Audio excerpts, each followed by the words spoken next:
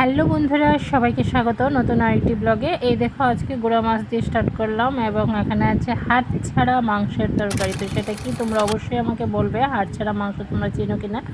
এই দেখো এখানে রয়েছে আন্তার মাছ। তোমরা জানি না কেউ কেউ নাম শুনেছো কিনা, সেগুলো আন্তা দিয়ে ধরা হয় মাছগুলো যেহেতু। আর এখানে হয়েছে বড়ার ছবি, তো সেগুলো তোমরা দেখতে থাকো। এবং এখানে দেখো মাছ কী দিয়ে রান্না করলাম, কি করলাম সব কিছুই ছবিগুলো আগে দিয়ে দিলাম তোমাদেরকে। এবার দেখাবো, রেসিপিটা শুরু করে নেব। এখানে দেখো কাঁচা শুটকি ভর্তাও আছে। তো এই দেখো প্রথমে সয়াবিন দেখেছি, ভুল হয়ে গেছে, না হাড় ছাড়া মাংস এখানে দেখেছ। এই যে রেসিপিটা দেখে নাও। পেঁয়াজ রসুন সব কিছু রেডি করে পেঁয়াজ রসুন বাটা দিয়ে দিয়েছি এখানে। তো হাড় ছাড়া মাংস নিশ্চয়ই ছবিটা দেখে বুঝে গেছো, মানে খুব স্বাদ লাগে আমার। এবার পেঁয়াজ রসুন ছাড়া নিরামিষ রান্না করলেও আমি খুব খেতে ভালোবাসি। এই দেখো সবগুলো আলু টমেটো সব কিছু দিয়ে দিয়েছি। এখন এগুলোকে ভালো করে একটু কষিয়ে নেব। এখানে পেঁয়াজ কুচি রসুন সব কিছু দিয়েছি, আগে তো পেঁয়াজ রসুন বাটা দিয়ে দিয়েছিলাম। সব মশলা দিয়ে ভালো করে মিক্সড করে একটু কষিয়ে নেব।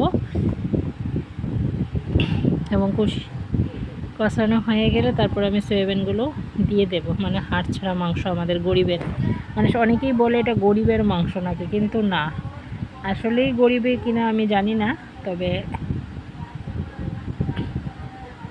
জানি অনেকেই খেতে পছন্দ করো। তো এই দেখো মোটামুটি আমার হাড় ছাড়া মাংস রান্না হয়ে গেছে। তো দেখতে কেমন হয়েছে অবশ্যই বলে, খেতে তো দুর্দান্ত হয়েছে, মানে কি বলবো। মানে সয়াবিন তরকারি আমাকে যেভাবে রান্না করে দাও না কেন আমার খুব খুব খুব খুবই ভালো লাগে। এই দেখো আজকে যেহেতু মানে আজকে কয়েকদিন ধরে খুব ঝড় বৃষ্টি হয়েছে, তো গুঁড়া মাছ মানে আন্তার মাছ তো সবসময় পাওয়া যায় না, যেহেতু বৃষ্টি হয়েছে তো আমাদের এখানে পাওয়া গেছে মানে কি আজকে গুঁড়া মাছের মেলা বসে গেছে আমার বাড়িতে। এই দেখো এগুলো আন্তার মাছ। তো এখন গুঁড়া মাছ তো খেতে খুব স্বাদ বা রান্না করতেও খুব সহজ, কিন্তু কাটতে না যত সমস্যা। তো সব কিছু রেডি করে মা দিয়ে দিয়েছে। তো এখন এগুলোকে আমি মাছের বড়া করব আজকে। মোবাইলে কিন্তু ট্রেন্ড চলছে নোনা ইলিশের বড়া পাতার বড়া সেগুলো দিয়ে, কিন্তু আমি আজকে বানাবো মাছের বড়া। এই দেখো সবগুলো মাছ ভালো করে ধুয়ে টুয়ে ফ্রেশ করে পেঁয়াজ বাটা রসুন বাটা লঙ্কা হলুদ লবণ সব কিছু পরিমাণ মতো আলাদা করে কাঁচা তেল দিয়ে মেখে তারপরে পাতাগুলো তো আগে ধুয়ে একটু লবণ মেখে রেখেছিলাম। তো এখন এগুলোকে সাজিয়ে নিয়ে তৈরি করে নিচ্ছি, বড়া করে নেব। এই দেখো সব কিছু আমি রেডি করে নিচ্ছি বড়া। তো তোমরা কে কে খেতে ভালোবাসো মাছের বড়া, বা কে কে এখনও খাওনি অবশ্যই আমাকে কমেন্ট করে জানাবে। এই দেখো, এবং কার কার প্রিয় মাছের বড়া খেতে এটাও আমাকে অবশ্যই কমেন্ট করে জানাবে, কমেন্ট করতে ভুলবে না কিন্তু। তা আমি একে একে সব কিছু মাছ মানে বড়ার জন্য তৈরি করে নিচ্ছি। সবগুলো নিয়েছি না, কিছু রেখেও দিয়েছি। তো এত মাছ তো আর একদিনে খাওয়া যাবে না, তাই না, বা শরীরের পক্ষেও না, যেই গরম একটা, এখনও গরম, এত বৃষ্টি হয়েছে তারপর গরম কিন্তু কম নেই।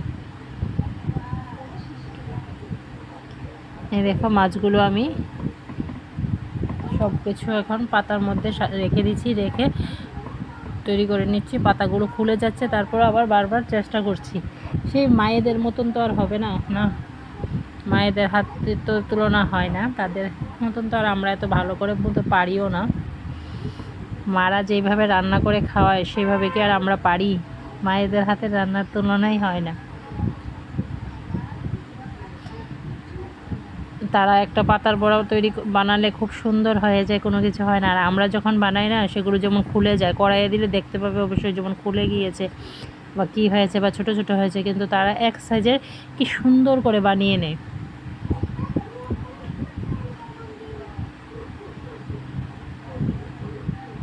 আমরা তো তবু কিছু করতে পারছি, কিন্তু এখনকার যুগের যে বাচ্চারা তৈরি হচ্ছে তারা করবে কি না জানি না, বা তারা এইসব খাবারের কথা জানবেই না মনে হচ্ছে আমাদের।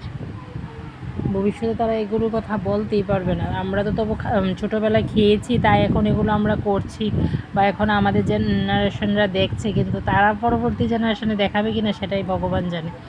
তো তেল গরম হয়ে গেছে। হ্যাঁ বন্ধুরা, কড়াইটা দেখে অবশ্যই বলবে, আমার সেই কালো কড়াই, মানে আমার সেই ফেভারিট কড়াই।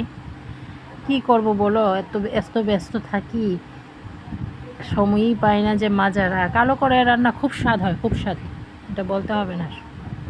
আমি প্রত্যেক ভিডিওতেই বলি, বা যা খুশি তোমরা বলো বন্ধুরা, আমার এই কালো কড়াই নিয়ে আমার কোনো দুঃখ নেই, কিচ্ছু করার নেই। কী করব বলো, আমি সময়ই পাই না মাজার। আর হাতেও সেই পরিমাণ শক্তি এখন কমে যাচ্ছে, বুড়ো হয়ে যাচ্ছি তো তাই। তো দেখো তেল গরম হয়ে গেছে, বড়াগুলো দিয়ে দিচ্ছি এবং দেখো এখন উল্টাতে গেলে মনে হচ্ছে যেমন খুলে যাচ্ছে, সেই মায়েদের মতন আর হচ্ছে না আর কি, যেমন খুলে যাচ্ছে, মাছ খুলে যাবে, মাছ পড়ে যাবে এমন মনে হচ্ছিল। তো ভয়ে ভয়েই করছিলাম, আস্তে আস্তে করে দেখবে যে এই সবুজ কালারটা মানে আছে চড়া কালারটা, সেই কালারটা উঠে যাবে। এই দেখো কালারটা মানে ইয়ে হয়ে গেছে। তো একে একে ভাজি হয়ে গেলে আমি সবগুলো বড়া তুলে নেব।